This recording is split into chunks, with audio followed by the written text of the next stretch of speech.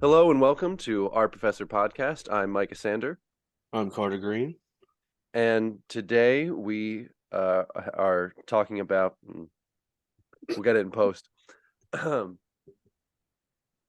today we sat down with Professor Napoli.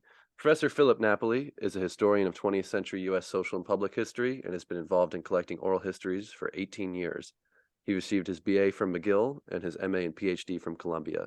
He is the current department chair of the history department. He is the author of Bringing It All Back Home, an oral history of New York City's Vietnam veterans, co-curator of In Our Own Words, Portraits of Brooklyn's Vietnam Veterans, and was one of the chief researchers for Tom Brokaw's The Greatest Generation. And to talk about Professor Napoli, we have a student here who knows him probably best of anybody that I have met. We sat down and talked with B. Welcome, B, to our Professor podcast. Thanks for having me. How is it to take a class with Professor Napoli and work with him on a professional educational level? I'll start with what it's like to take a class with him.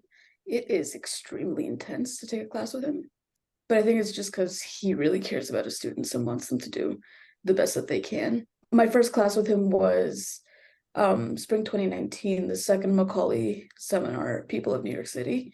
And that was the first time we actually went on field trips in a class, like consistently. And that was something that I've never had before, but he made it like a point to go out to these places and learn about them where they are, not just sit in a classroom, just read from a book, have it be just a boring lecture. So he really cares about his students and wants them to have, he wants them not to just do well in his class, but he wants them to enjoy it. And he wants them to get new experiences. That being said, he is pretty intimidating. Before I knew him, he was, I think, the president or the head of Macaulay at Brooklyn, and we would just sit in the honors lounge and watch him walk by, stern face, just in a rush, going everywhere. And then one time in class, he offered everyone in the class afterwards to go down to his office with him and sit in on an oral history that he was doing for one of his books. And I ended up being the only one who went because I was just interested in what's that all about. And in the class, I noticed that he had a camera, a Canon 5D Mark IV, I think, with a 70 to 200. And afterwards, when we were walking down to his office with him, we were just talking about cameras and all that. And I realized he's really not this super intense guy. He's just a goof who likes photography and likes to talk to people. And honestly, the oral history that he did was amazing. It was extremely emotional. It was a lot. It was a little overwhelming, but it let me see him in a way that I don't think I would have prior. It really showed me that he doesn't just care about his students, he cares about everybody, and he wants everybody to get the best experience with him, but also just get the most out of what he's offering them. Working with him, so he was my thesis advisor. He was, I interned for him at the history department. We've just been friends really for the past 4 years. 4 years, that's crazy. That made me feel old. I can talk about what it was like with him being my thesis advisor. So I took the honors college special, I forgot what it was called, but their thesis course. And it was a year-long thing. And with him being a thesis advisor, he makes you do this thing where you have to give him 2 pages every week of your thesis paper, which is kind of amazing because it forces you to keep working on your work. He will not let you slack. He will not if you slack, he will come after you, which I fucking love. It helped me a lot. Without him, my thesis just would not have come together. Outside of the academic setting, we go to museums a lot. We just hang out. Honestly, we just go on photo walks. We just walk. We just talk. We just eat. And it never feels awkward with him. Even if there's just silence, it's just so pleasant. Yeah, you feel like you're with your dad, you feel like you're with a friend. He is my mentor, so he's taught me everything I know about oral history. We can argue and talk about photography and everything. And it's if he gives me shit, I will give him shit back. We're at that level. But yeah, he's just one of the most special people in my life because we have that connection, but also because he's been there for me in more ways than I expected he would be. And I really, really appreciate him.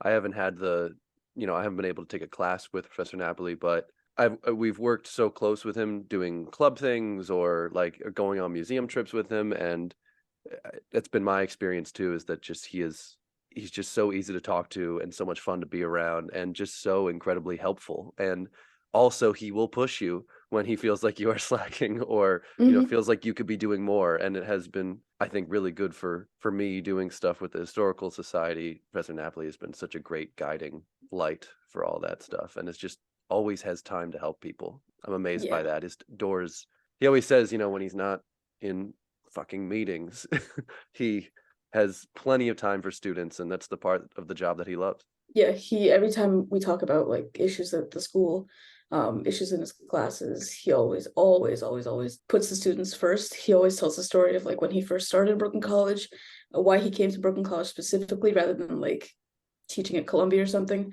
because of the students.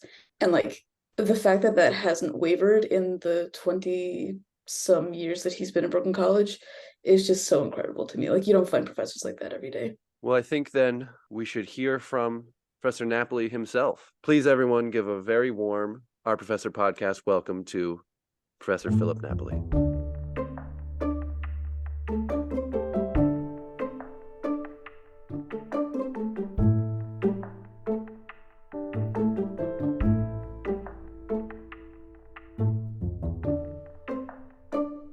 So just to start really simply, how did you get into history? Okay, always complicated story. There are two answers. One is a personal and the other is a professional, right? The personal story is that my family has a long, deep history in this country on one side of the family.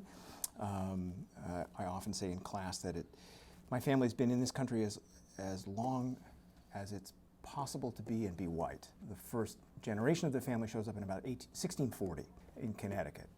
And that family's lineage and history has always been really, really important to members of my family. And so it's always been sort of present. So we've had members of the family fight in every American war from the Revolution through World War II. Actually, in World War II, we had people in civilian service, but not on the battlefield. And then my mother's brothers were too young for military service. So, but the point is that the family history is deep on that side of the family. My father's side of the family is Italian, and my dad is an Italian immigrant coming here in the mid-1950s, which is a little odd for an Italian. You don't come in the 1950s. But he was a physician, and that side of the family's history has always been sort of mysterious, and I don't know it, and because his parents were both orphans, which is some explanation for the last name. The orphan children were given the last name of the city from which they came, Napoli. So that's why the name is Napoli. We don't have any information further back on that side of the family. And so understanding some of that past was important. On the professional side, as a high school student in the mid-1970s, I had a high school history teacher who was busily running for the Ohio State Senate. I was raised in Cincinnati, Ohio from age about 6. And she was distracted from her teaching responsibilities. And I guess I was in 11th grade. Yeah, I must have been. And I thought to myself, fuck, I can do this better. And I was convinced that I was right, and I don't know, maybe I couldn't. But I thought, well, that was the first moment at which I actually thought, well, maybe I should be a history teacher. Both of my parents were college faculty. My father, a professor of medicine, my mother, a professor of social work and sociology. When she went to college, in social work, the MA was the terminal degree. There was no PhD. So she would have had one if there had been such a thing. And so while I was growing up, she was, my parents divorced, she was the department chair at a college within the University of Cincinnati. It's a huge university. But she served as chair of her department for 12 years. So this is the thing I know, if you know what I mean. So there's the two routes. That's the personal side. The professional side is I wanted to be a history teacher. I thought I went to college at McGill University in Montreal, came back to the United States in 2002 or 3. Listen to me, it's 1982 or 83. I've done this more than once. I came back and began to work in publishing and got really interested in oral history, there was a sort of a boom in oral history books in the early 1980s. And then I thought, I really got to go to graduate school if I'm going to do this. I'm going to do oral history work. And I did. I went to Columbia, graduated in 1998, and then couldn't find a job. It's not surprising. Academics have trouble finding a job. And I worked as an archivist at Columbia University for 2 years, a year and a half, while adjuncting here in 98 and 99. And then a full-time job came available in summer of 2001, spring of 2001. I applied and lucked out. It's luck. That's the reason I'm here. Then, there are lots and lots of smarter people. It's a multi-parter, but they're all related to each other. First, in your own words, how would you describe your field of study, and how did you get into that area of study? Was it always that field that you wanted? Did you know that was what you wanted, or did it change a little bit over time? And then, was there any inspiration, any professors or mentors, or a really good book that solidified this is what I want to do? That's a really good question and way to phrase it. So I tried doing oral history on my own in the 1980s. I was working in publishing. A couple of books came out. One is a book by a man named Wallace Terry, who has since passed away as an African-American journalist. It's called Bloods. It was really, there it is on the shelf. It was really important to me at the time. Came out in '84 or so. Unfortunately, since it has been discredited. I think 5 of the interviews are faked. But Terry didn't catch it, and that's really a shame. That was one of the books that motivated my interest in oral history. So was Studs Terkel's book called The Good War, and that good is in quotes. And these came out while I was working at a place called Doubleday, now absorbed publisher in New York City. And I thought, shit, this is really great. This was the best kind of history for me. It was personal experiences. It was raw and emotionally satisfying.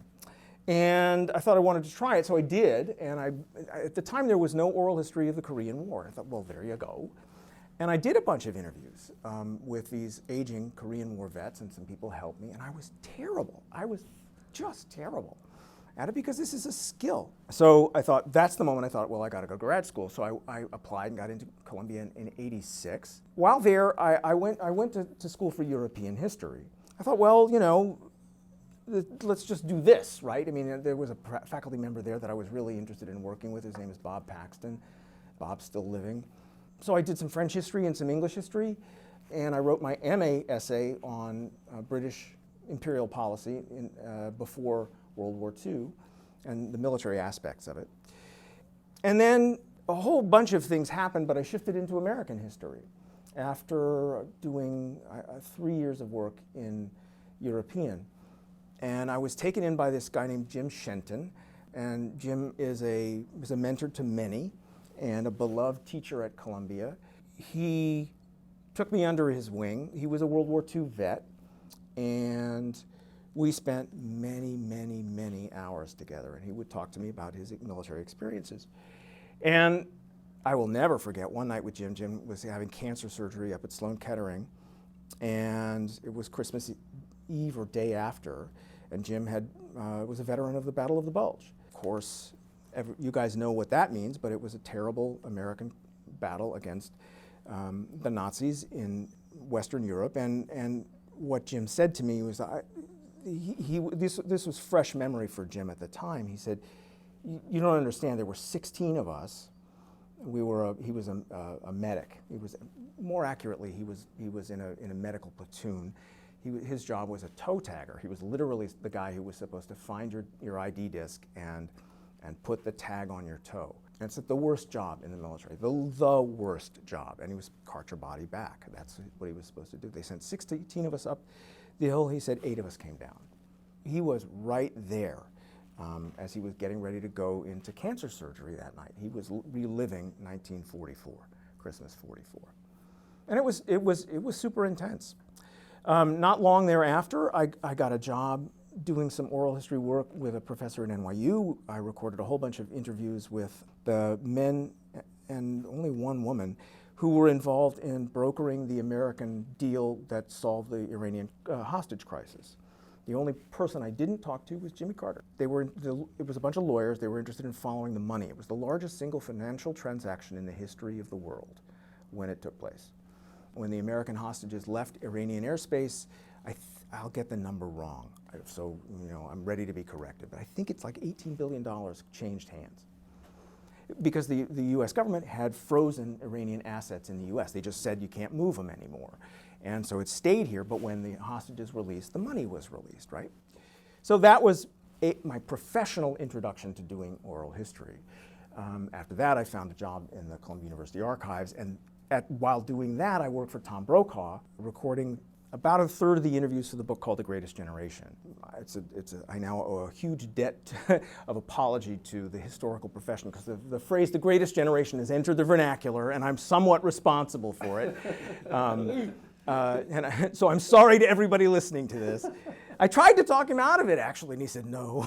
And of course he was right? I mean, that was a #1 bestseller for 3 years.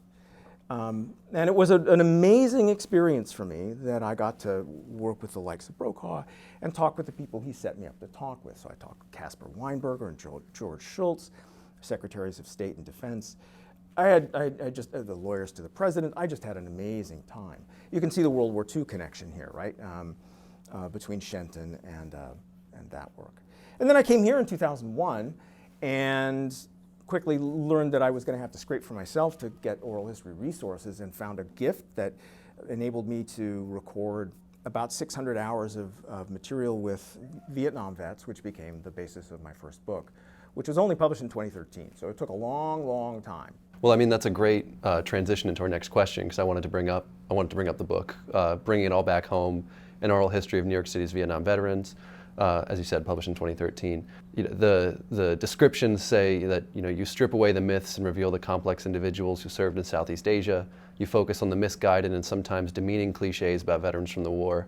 Did you have your own preconceived notions about the war and Vietnam veterans going into this project that were challenged or changed through the people you met? No question about it. I met some of the most extraordinary people I'll ever know through that book. The myths are, the disgruntled vet, the guy with PTSD and who can't work, that kind of stuff, the drug-addicted vet, those kinds of myths. And what I found were men and women. I did manage to find 8 women willing to talk, and that wasn't so easy.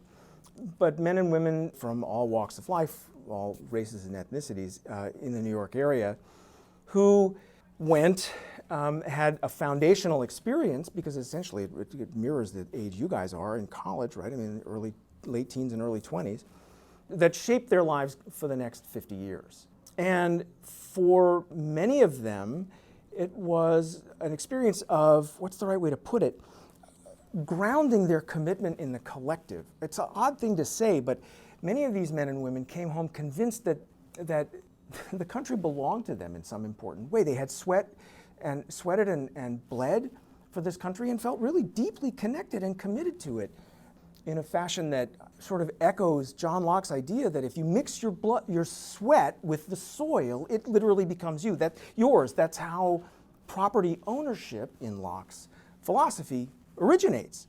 Work the land. Well, these men and women did. And so they came home transformed by that experience in ways good and bad, but then also wanted to pay it forward.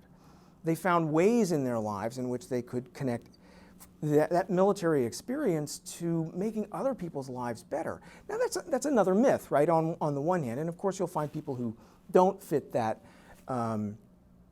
description, but it was super striking, the number of men and women who wanted to use that experience as a touchstone, a foundation for doing good in the world.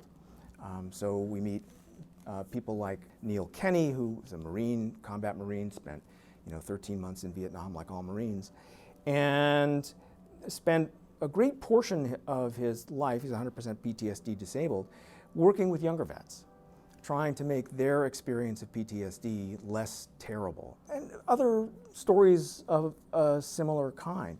So in that way, really, my idea of Vietnam was transformed. My interest, by the way, just to say this, is not necessarily military conflict, right? I don't know anything about guns and battles. I'm not a soldier. I fired a weapon a couple of times in my life, and that was it on a range. My interest is in what we do with that. How do we take that experience and bring it forward? In what ways, to say it differently, is the past present? And it is, in obvious ways for these men and women, but I think it's probably true for all of us. And in this way, I think the story is broader than just about Vietnam vets. It's about remembering that who we are now is shaped by what we've experienced in the past, and trying to make that transparent, I think, in the text of the book.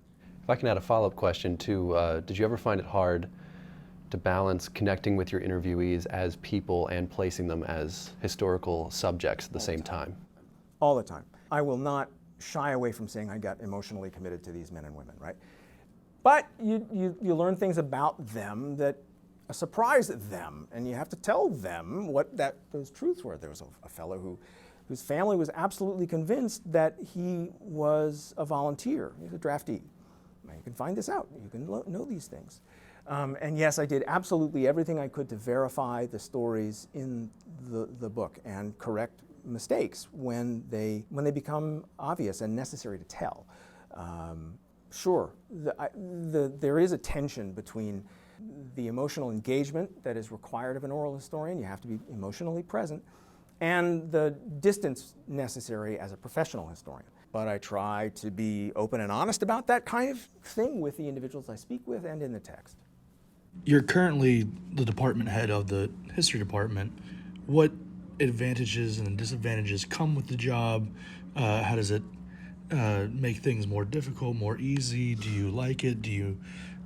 Just describe your experience as department head. So I became department chair in fall of 2020, the middle of the pandemic. And I had been undergraduate deputy since 2017. I kind of had a sense of how things ran, but I was not responsible until fall 2020. And of course, that was a terrible moment for everybody, right? I mean, everybody was alienated, and teaching was super hard. Being a student must have been ridiculously difficult. So it was, my job at that time was to simply try to help other people do their jobs, right? I mean, that's the way I imagined my work. I taught that fall. My oral history class, I teach a class, a 4,000 level class, upper division class, and it was the best teaching I'd ever done in my life. It was just great, because we all needed each other. We needed each other in a bad way in fall 2020. We didn't know when this was going to end. We had no clue. And the group of students were committed to one another. They were kind to one another. And they were committed to their work. And our work was possible because, of course, we could do it on the internet. So I do get to teach a little bit as department chair, but not very much. I didn't teach at all in the fall of last year. I'm only going to teach one. I'm teaching one class this spring. I'm only going to teach one a semester typically, unless I have too much workload credit and it prevents it. So one of the downsides of being chair is I'm not in a class. I'll never have classes with you guys. Can't. So I'm removed from the thing that I love most. The only reason I came to Brooklyn College in 2021 was to be in the classroom with you, and that's a truth. I took a pay cut to come here, right, when I left Columbia. My job as chair is to try to do the administrative things, to repeat myself, that make other people's jobs possible. So I'm responsible for the schedule, try to make sure that everybody's schedule meets their needs and the students' needs, right? I'm responsible for going to all these administrative meetings that take place. They're mandatory. You guys have seen my door closed, and I can't come out, and you pound on the door. I can't come out. I'm with the president. I don't love meetings, man, straight up. It's like I could do without the meetings. The upsides, I get to know my colleagues in a way that's never before been possible, right? Professor Meyer calls me occasionally. It would never happen before, because why would it, right? We work in different worlds in an important way. Got to know my colleagues well, and I like them. And that's been one of the major upsides. Everybody has needs, and so there are sometimes frictions, but there are no major conflicts among us, because we all have what I think of as your interests at heart. So getting to know my colleagues has been one very good thing about being chair, and getting to know you guys in the lounge has also been nice. The downside is that I'm out of the classroom and I don't get any time for my own academic work. I know this is a follow-up question that's coming, but I've got a book that I'm trying to work on, and it's like, It's, you know, it's been drafted. Anyway, I'll stop there. Well, and I don't mean to rub it in, but when you do get, I don't mean to rub it in, but when you do get to teach the classes that you can, or say in the future maybe you will be able to teach more, do you have a single approach to teaching every one of your classes? Like, what can a student look forward to coming into one of your classes? I'm telling you now, I think of myself, I imagine myself to be an interactive instructor. It is not okay to sit silent, right? And we're going to do stuff. And do stuff might mean group work, projects. And I'm teaching a class for the Honors College this semester called The People of New York City, and we're going out. We're not in the classroom half the time, literally. We're taking field trips, we're going to places and seeing things and meeting people, and that's part of, I don't know. You know, I've been at this 21 or 22 years, really, if you include my high school teaching days, which I didn't mention, you know, I've been teaching for 25 years or more. If you want me to stand in a classroom and lecture for the next 2.5 hours, no problem. I can do that. But I think you'd die. And I don't want to do it, you know, and so what I want to do is show you stuff that you're not going to see in a classroom, or you're not going to see in any other opportunity in your life. One of the great things, the great thing about college is that it's some period of time you carve out in your experience for doing things you wouldn't do for any other reason, right? So I hope to God you guys take a visual art class, you know, because you should, right? This is the one opportunity. And so I think of myself in a classroom setting as, yeah, I've got to test you and there has to be some kind of grading mechanism. But I'm trying to build, at the same time, what I'm going to call soft knowledge. There's a soft curriculum that I'm doing here. So the students in my Macaulay class this past week went to the Lot House, which is in Marine Park. Half those people have never been to Marine Park in their lives. Well, now you've been, right? And that's a good thing. And now you've seen an 18th century farmhouse, and you've had a chance to walk through it with somebody who knows it extraordinarily well. Now, if you wanted me to lecture on that, I could. But we had the chief archaeologist for the project there, so why should I? So we went, and I'll do that all the time now that we're back in person, that we can, and when we were online, I would bring people to class. So in that oral history class, I brought an African-American dancer, and we had an hour interview in front of the class with the goal of showing people how it's done and showing them different perspectives on the world. And just a sidebar as well, the museum trips that get planned a couple times a semester, that you go on trips to museums with students. I've been on a few, and they're wildly fun and informative, and they're awesome. I'm going this Sunday. Yeah, oh, excellent. Great news. Great. Ming Smith is amazing. And so that we're going to go see it, for the sake of the recording, we're going to go see the show by Ming Smith, one of the great African-American photographers of the 20th century. That museum group grew out of a bunch of students. I taught this Macaulay class 4 years ago in 2019. We went to a whole bunch of museums. They liked it, and they said, well, why don't we keep going? And I said, absolutely, let's keep going. And we went to, 6 or 7 museums over the course of that semester, mostly on the weekends. And in the fall of 19, they said, let's just keep going. And so we did. And we go Saturdays or Sundays. We try to vary it up a little bit because one of our members plays in a worship band on Sunday, and we want to make sure he can come on Saturday, that kind of thing. And they are supposed to just show you stuff you wouldn't go to, right? So we went to the Hopper Show together, and it was wonderful. Well, as much as we could see. It was crowded crazy. That's part of the world you will inherit. It's part of the world you need to see. And it's free. So let's do that. Speaking of photography, you may classify yourself as a photo historian as well as an oral historian. How do those two complement each other, and how do you mesh the fields together? Is there a natural fitting that you're able to do? And they both emerge from a documentary impulse. I'm a documentarian at heart. I'm a kind of I'm a traditionally trained historian at Columbia. Alan Brinkley was my dissertation supervisor. But what I'm interested in is in the world that's around us, the ways we can create and use documents to these kinds of documents to make sense of it. So I do think I'm going to be teaching a class in history of photography in the fall. My next book project, once this thing is finished, will probably be about the history of photography. What I'm interested in is something, there is a through line in all of my work. I'm interested in the way the public and the private elements of people's lives intersect. So soldiers go abroad, they are becoming part of a public, public army, military, right? But it's the private experience that is of interest to me in that world. Right? I don't need to know about guns and battles. Other people do that better, right? So, but what I'm interested in is like, okay, so what's the emotional experience of that? And something similar is going on with photography. When I'm interested in photography is through a marriage of oral history and photography, in the sense that what I do is called photo elicitation.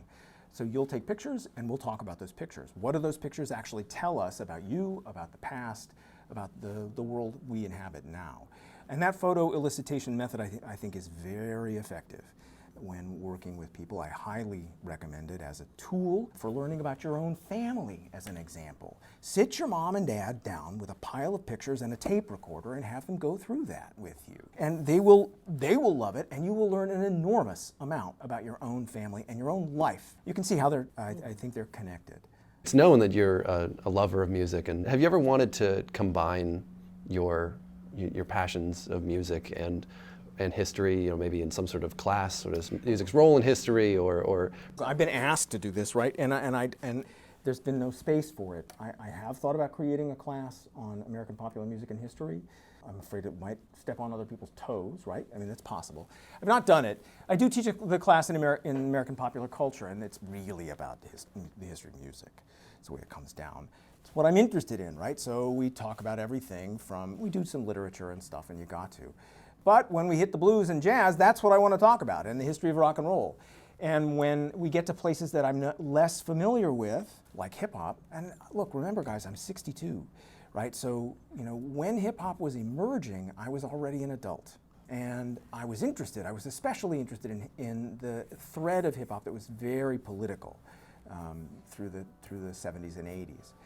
But at a certain point in the 1990s, popular hip-hop, now there's an underground thread, but popular hip-hop became some other thing, and I couldn't follow it. I kind of aged out of that. So when I hit that spot in my pop culture class, I bring in somebody who knows that stuff, right? That's cool. It seems to me that there's a wide world out there of experts, and let's bring them in to talk to you. I'll share what I know, and they'll share what they know. So that's kind of the one way in which I am able to at least scratch that itch of connecting my love of music with the love of history. Hey, you kind of touched on this earlier in the interview, but is there anything we could look forward to coming with your name on it? A class next fall, a book in the near future, an interview, a lecture? Well, I should say I'm desperately trying to finish a book based on oral history with a guy named John Rowan. It's called For More Than Our Own Pain. It's about Vietnam Veterans of America. John Rowan served as president of that organization for 18 years. And, the thing is drafted. We're just trying to, anyway. It's all on me at this point, right? I need to make the changes and send it in. So that, fingers crossed, should be sometime soon. I've got a couple of articles that have been drafted. They're just not finished. And so I'm starting to think toward fall. I'm going to teach one class on the history of photography, but it'll be in the honors college. And then starting to think toward spring 24. And I don't really know what spring 24 will bring. We're going to hire somebody else, a new American historian in this department who will teach Asian American history. That'll give us a lot of U.S. historians. And I'm grateful for the opportunity to bring in a young person. We really, really need a young person who does this specialty. But it creates a kind of imbalance within our department in which there are a lot of U.S. historians, and we don't need, me.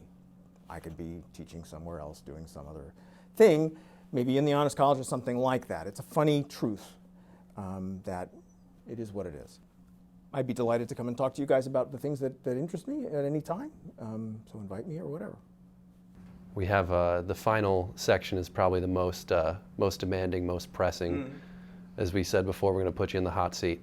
It's a quick 5 questions. Don't try to put too much thought into it. Just whatever comes to mind. What's your favorite book? I don't know if you've ever heard. Well, that's really hard. Okay, but the first thing that leapt to mind, is a piece of social psychology called "Crowds and Power," by a Nobel Prize-winning author named Elias Canetti, published in the 1980s. It was a study of crowd psychology, and it was one of the things I thought, if this is the way the world writes and thinks, I want to join that world. And I don't do crowd psychology and I don't do social psychology, but I thought, oh wow, what a cool, way of looking at human experience. Do you have a favorite food? No, I actually have, call it a disability, but I don't taste things very easily. Favorite non-work activity? I'm listening to music or taking pictures. Favorite thing to do in New York City? Well, yeah, I go to museums. I go without you. I go anyway. Yeah. Favorite music genre? The blues, the American blues. At age 50, I took up the guitar, and I went to the teacher and I said, look, I want to learn the blues because I figure it's the rock on which so much American music rests. And if I can understand how that's built, I can probably play other things. And of course, I never moved past that. Right? I never got very good, for one thing. But number two, it's so deep and rich that it's inexhaustible.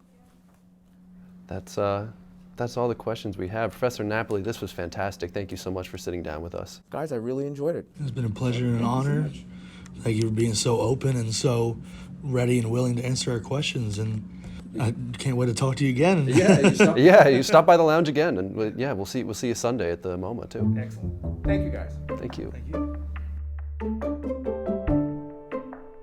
Our Professor podcast was recorded with the permission of the Brooklyn College History Department and our student interviewees. We would like to thank both the students and faculty for their contributions.